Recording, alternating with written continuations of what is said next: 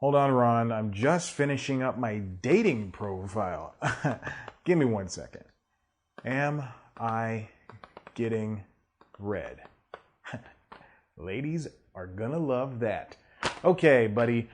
Where's this list for the BuzzFeed cold open?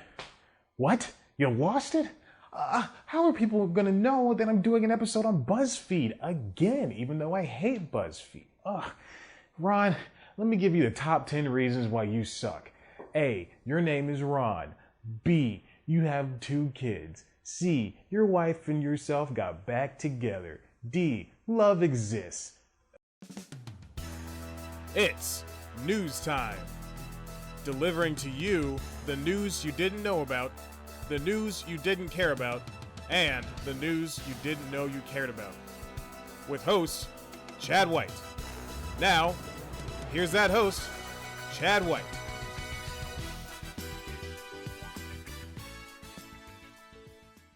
Welcome back to News Time. I'm your host, Chad White, and this is the BuzzFeed news you didn't know about. After years of notoriety as a list-based news website, BuzzFeed finally has enough power to enter the stock market. This is big. BuzzFeed's a digital media company, and in order for it to continue to grow, it needs to be listed, ironically enough. I wonder how that feels for BuzzFeed. It's going to go public via SPAC, or Special Purpose Acquisition Company, meaning that it's merging with a shell company with no ceiling on money just to go public. It's also buying style website Complex and saying the new conglomerate will be worth $1.2 billion.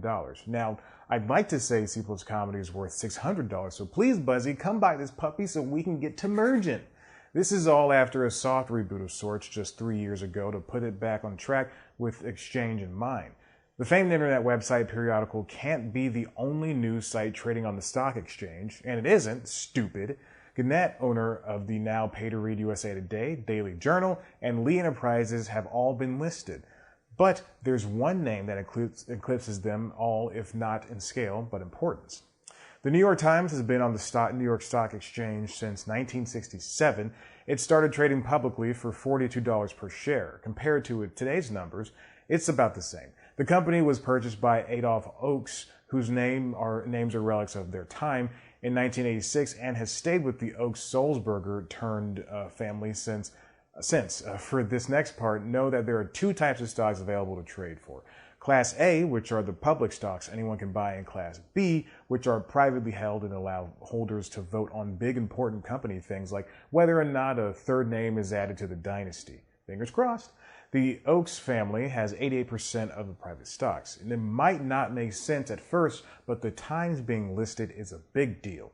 The company owns multiple periodicals, including international versions of the American paper, alongside magazines and the website. There's a book publisher, internals, studios, and even the building in which it resides in New York City is an asset.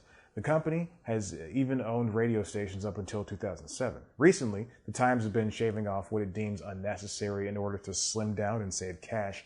As you can see, over the past 10 years, the Times has staved off extinction when it was trading at lower than $30 to grow a little higher than $50.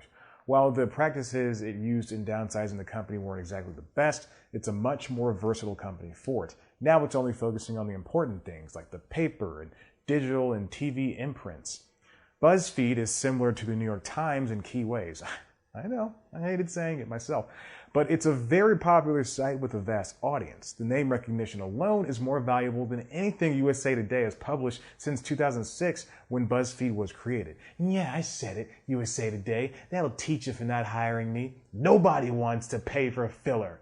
After years of laying people off, fluctuating valuations, killing 2 overseas divisions of the company, it looks like BuzzFeed is getting itself together. In the past year alone, the company acquired competitor HuffPost in a deal that made it a bigger player in the serious news business. Remember, the same website that won a Pulitzer in 2021 for investigative reporting on Chinese internment camps for Uyghur Muslims, that was also a finalist in 2017 for investigative reporting on Vladimir Putin, also publishes just all of this. Additionally, BuzzFeed's going to trade with both Class A and Class B stocks. In order for BuzzFeed to be successful on the stock exchange, it's going to need to tighten up editorially. Over the years, there have been several accusations of plagiarism, misrepresented activism, and poor news coverage in general. At the same time, there's not one part of the internet you can't go to without BuzzFeed influencing it. There's popular YouTube shows, big-name podcasts, cooking, and more, all of which I accidentally click on way too often. But I delete my search history and clear those cookies. Can't have a BuzzFeed item in my browser next to my Google searches like how to make poison and bigbuttsandchucks.com. It's a real site. BuzzFeed isn't the last digital media company that's going to take advantage of the oddly easy SPAC exploitation of the stock exchange. Vice Media has been reportedly upping its value to be tradable wealth. In fact, a lot of digital media companies that are owned by bigger conglomerates are trading. You just have to look deeper than any reporting BuzzFeed will allow. But my offer is still on the table. C+ Comedy is for sale for a measly $538.42. A negative article went around about how I treat my producer, Ron, even though he deserves it. But do you know what you deserve? You deserve subscribing and checking out one of our other videos. Of course, you can head to the website, cpluscomedy.com, where there are so many great things that you're going to go, ooh, I wish it was all in musical format. You can follow us on Twitter and Instagram at C+ Comedy. Follow me on Twitter and Instagram at Chad Black White. Like us on Facebook. Listen to the Constitutionals podcast wherever you get your podcasts. And I'm going to get my reporter hat on and start reporting again. It was the best of times. It was the news of times.